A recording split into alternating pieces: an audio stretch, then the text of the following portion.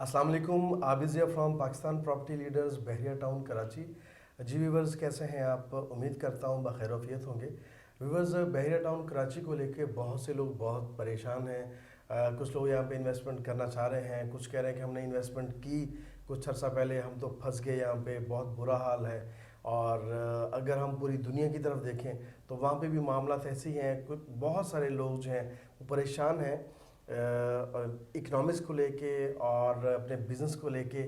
یہ چل کیا رہا ہے بیسیکلی کچھ سمجھ میں نہیں آ رہا. اسی سلسلہ میں آج ہم نے مدعو کیا ہے, شاہد صاحب ہیں, یہ پی پی ایل کو انہوں نے جوائن کیا ہے اور یہ بزنس کنسلٹنٹ ہیں.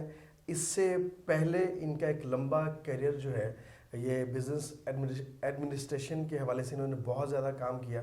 تو آج ان سے یہ سارے سوالوں کے جواب لیتے ہیں کہ دنیا میں کیا ہو رہا ہے اور یہ اکنامک جو صورتحال ہے یہ کس طرف جا رہی ہے. السلام علیکم جی. السلام علیکم. کیسے ہیں جی آپ؟ Fine sir, thank you. اچھا شاہ صاحب, پہلے تو آپ کو ویلکم کہ آپ نے اتنا ٹائم دیا ہمیں.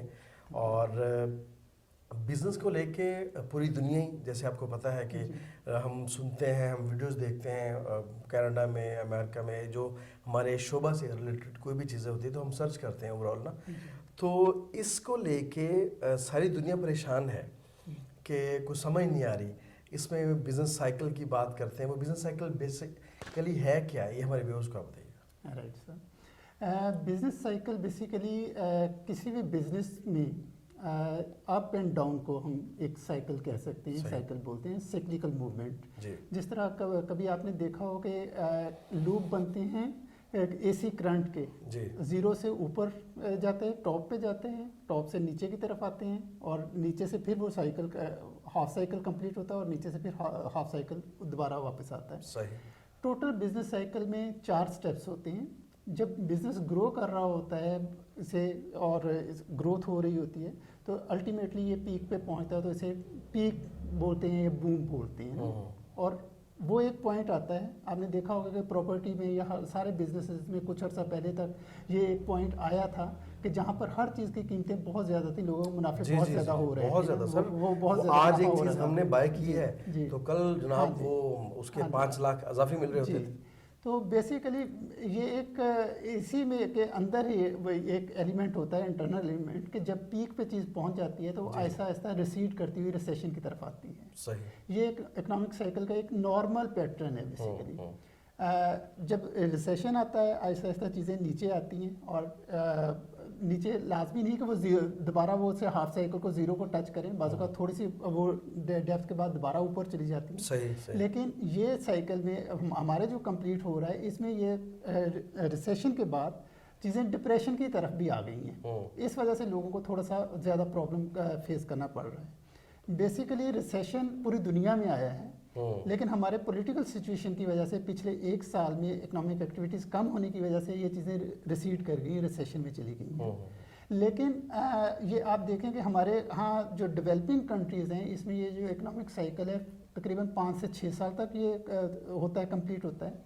اور جو ڈیولپڈ کنٹریز ہیں ان میں یہ 10 سے 12 سال تک, ان کی اکانومی زیادہ سٹیبل ہوتی ہے اس لیے وہاں پر 10 سے 12 سال کا پیریڈ لگ جاتا ہے. لیکن یہ سائیکل ہر کنٹری میں چل رہا ہوتا ہے, یہی چل رہا ہوتا ہے. صحیح. اور اسے ایک نیچرل فلو لینا چاہیے, اس سے کوئی پینک نہیں ہونا چاہیے کہ آج کیا ہو گیا, قیمتیں کم ہو گئی, یہ ہے انٹل انلیس کہ بزنس میں کوئی پرابلم نہ ہو. صحیح. کہ اگر آپ بحریہ ٹاؤن میں چیز کو لے رہے ہیں, آپ اچھے ایک انویسٹمنٹ کر رہے ہیں, ٹھیک ہے, آپ ڈی ایچ اے میں کر رہے ہیں, ایک آپ اچھی انویسٹمنٹ کر رہے ہیں, یا کہیں ویل نون جگہ پہ جس کے پتہ ہے کہ آپ کو وہ چیز وہاں پر موجود ہے, انفراسٹرکچر موجود ہے, اور قیمتیں وقتی طور پہ جو ہیں وہ کسی وجہ سے کم ہو گئی ہیں, لیکن الٹیمیٹلی ان کی ایک پرائس ہے وہ اس نے بڑھنا ہی بڑھنا ہے. بالکل ایسے ہی ہے کہ جس طرح ہم میٹلز کو دیکھتے ہیں, اگر گولڈ کو دیکھیں, پلاٹینیم کو دیکھیں, ان کی قیمتیں بھی اوپر نیچے ہوتی ہیں. جی.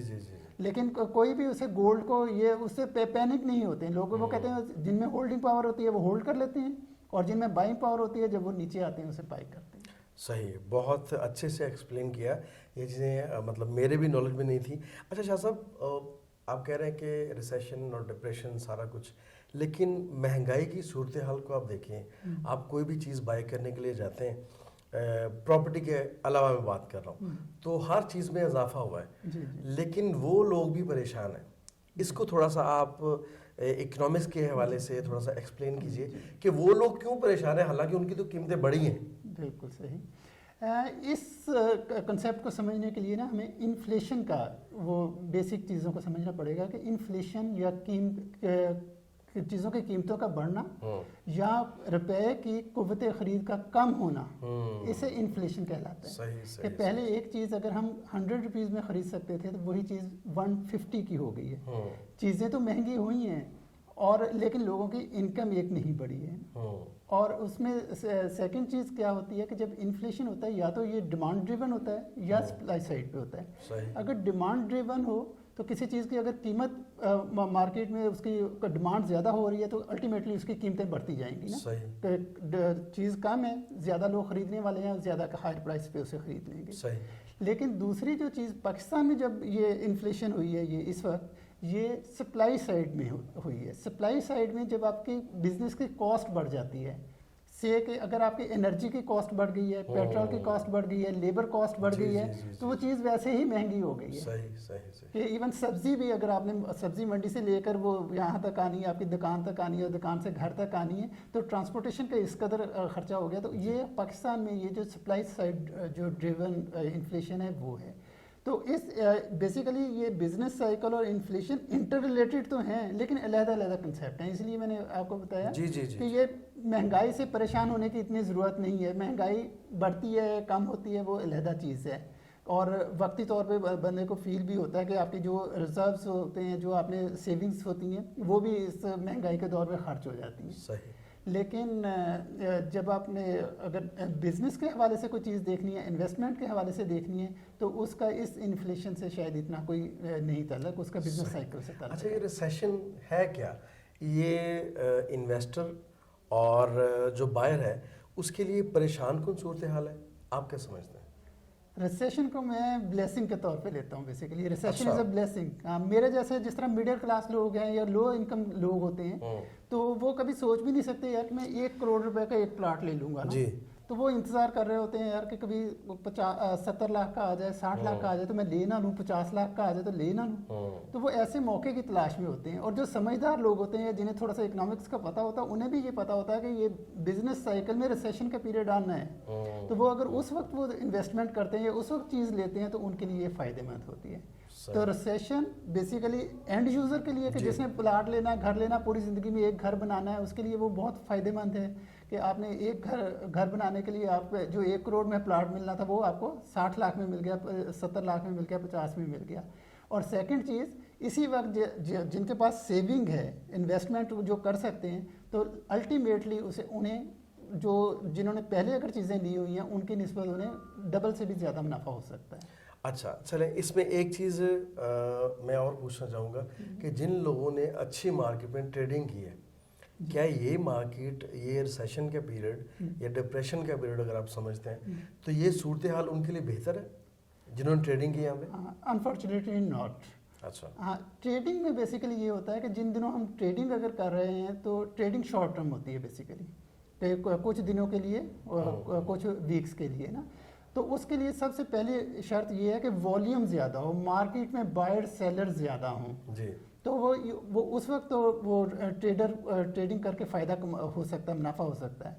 لیکن اس وقت ہمیں پتہ نہیں ہے کہ کتنا عرصے کے لیے اسے ہولڈ کرنا پڑے. اس سے کہ میں کہتا ہوں کہ 6 ماہ کے لیے اگر ہولڈ کرنا پڑے لے کر, تو وہ ٹریڈر کے لیے وہ صورتحال بہتر نہیں ہے. لیکن انویسٹر کے لیے اور اینڈ یوزر کے لیے صورتحال بہت اچھی ہے, گولڈن اپرچونیٹی ہے. اچھا شاہ صاحب, اس میں ایک اور میرے ذہن میں سوال آ گیا کہ اگر کسی بندے نے سپوز کہ 1 کروڑ روپے کا پلاٹ خریدا ہے آج سے 8 ماہ پہلے جب مارکیٹ بہت اچھی تھی, تو آج اس کا سیل ہو رہا ہے 80 لاکھ میں, اور اس کے پاس ایسے 5 پلاٹ ہیں. آپ کیا سمجھتے ہیں کہ وہ اکنامکس کے حوالے سے میں پوچھ رہا ہوں کہ وہ 5 پلاٹس ہیں وہ 80 لاکھ کے سیل کر کے, اور جو 125 یا 250 گز کا پلاٹ جو پہلے 70 لاکھ کا تھا اب وہ 40 لاکھ کا ہے, یہاں سے 70 لاکھ پہ 30 لاکھ کم ہوا ہے, وہاں پہ 1 کروڑ کے 20 لاکھ کم ہوئے ہیں. تو آپ کیا سمجھتے ہیں کہ جس نے یہاں پہ انویسٹ کیا تھا پہلے وہ 80 لاکھ میں سیل کر کے 125 والے جو اس کو 30 لاکھ سستے مل رہے ہیں وہ اس کو بائی نہیں کر لینے چاہیے؟ ڈیفینیٹلی میتھمیٹکس کو تو آپ نے خود ہی بتا دیا کیلکولیٹ کر کے، کیونکہ یہ کنفیوژن ہے ہمارے بہت سارے کلائنٹس کے ذہن میں. وہ کہتے ہیں کہ بھائی میں نے 1 کروڑ میں چیز لی تھی، میں اب اس کو 80 لاکھ میں کیوں سیل کروں؟ جبکہ یہاں پہ سوال پیدا ہوتا ہے کہ آپ کو 1 کروڑ پہ 20 لاکھ نقصان ہو رہا ہے. یہ اکنامکس ہے نا یہ بھی. لیکن آپ کو 70 لاکھ پہ 30 لاکھ فائدہ ہو رہا ہے یہاں پہ. جو چیز آپ کو 70 لاکھ میں ملنی تھی وہ آپ کو 40 لاکھ میں آپ کو مل رہی ہے یہاں پہ. صحیح. اس میں سر ایک میں اور ایڈ کرتا چلوں گا کہ یہ تو پلاٹ کے ساتھ سویپ کرنے کی بات ہے، لیکن اس میں آج کل جو اپرچونٹی اگر آپ نے دیکھنا ہے کہ کیش فلو بھی آپ کا اگر ہو تو پلاٹ سے اگر آپ کنسٹرکٹڈ کسی بلڈنگ کی طرف جائیں جہاں پر آپ کے پاس شو روم ہیں، دکانیں ہیں، جو آپ کو پتا ہے کہ 2-2.5 سال کے بعد جب وہ کرائے پہ چڑھیں گی تو آپ کو کرایہ ملے گا. اس میں تو صرف آپ کو کیپٹل گین ہوتا ہے. جب ہم کوئی پلاٹ لیتے ہیں یا کوئی چیز لیتے ہیں تو اس پہ کیپٹل گین ہوتا ہے. لیکن اگر پلاٹ کو کنسٹرکٹ کر کے اگر بیچتے ہیں یا کنسٹرکٹ کر کے اسے کرائے پہ اگر دے دیتے ہیں تو وہ کیش فلو ایک انکم آنا شروع ہو جاتی ہے نا ہر مہینے کی. اگر ہم خود یہ کام نہیں کر سکتے، ایک پلاٹ پڑا ہوا ہے، بے شمار ادھر ایسے پروجیکٹس ہیں اچھے ریلائیبل بلڈرز کے، اور اپنے پی پی ایل کے بھی پروجیکٹس ہیں، اور ہم جو مارکیٹنگ کر رہے ہیں وہ بھی ریلائیبل ہیں. تو اس میں بھی بیسیکلی ہے کہ اگر آپ کوئی کسی بھی پلان کے تحت کوئی اچھا کوئی شو روم، دکان یا کوئی اپارٹمنٹ لے لیتے ہیں تو الٹیمیٹلی ہمیں پتہ ہے کہ وہ 1, 2, 2.5, 3 سال کے بعد اس کا کرایہ آنا شروع ہو جائے گا. اور کچھ کا تو ڈے 1 ہی سے بھی آنا شروع ہو جاتا ہے. اگر آپ اس میں فل پیمنٹ 1 شاٹ میں اگر آپ کر دیتے ہیں تو اس کا ڈے 1 سے بھی آپ کرایہ لے سکتے ہیں. مختلف اپرچونیٹیز ہیں نا. تو بیسیکلی میرا کہنے کا یہ یہاں پر یہ اپنے ویورز کو ہے مشورہ بھی ہے، اور انہیں ایک یہ اپرچونیٹی دکھانا ہے کہ اس میں اسٹیگننٹ نہیں ہونا، ایک فکس نہیں ہونا. جس طرح لوگ کہہ رہے ہیں نا کہ جی مارکیٹ بیٹھ گئی ہے، یہ ہو گیا، وہ ہو گیا، حالات ہی برے ہیں، یہ ہے.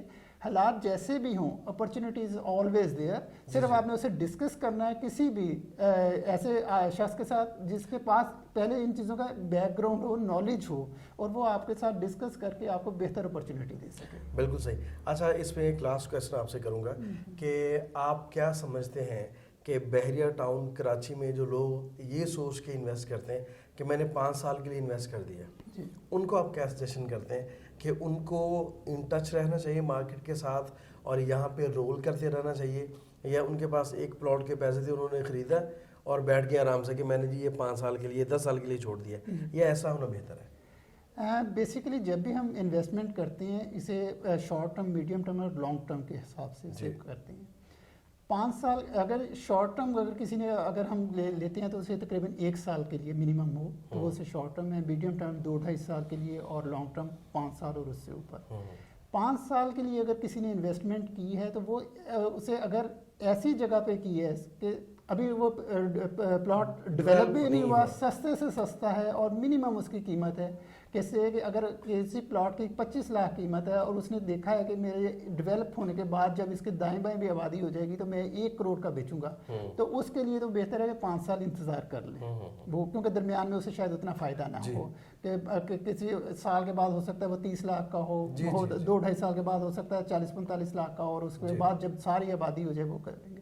لیکن اگر جو آدمی کے پاس اور تھوڑا سا وقت نکال سکتا ہے یا اپنے ساتھ کوئی کنسلٹنٹ ہائر کر سکتا ہے یا کسی فرم کی آپ سروسز لے سکتے ہیں، جس طرح پی پی ایل کی ہے، ہمارے کنسلٹنٹس کی سروسز ہیں، کسی کی سروسز لے سکتے ہیں، تو وہ آپ کو اپرچونیٹیز بتلا سکتا ہے کہ آپ نے کب رول اوور کرنا ہے، کس وقت، کیونکہ ہر وقت رول اوور کرنا بھی فائدہ مند نہیں ہوتا چیز کو.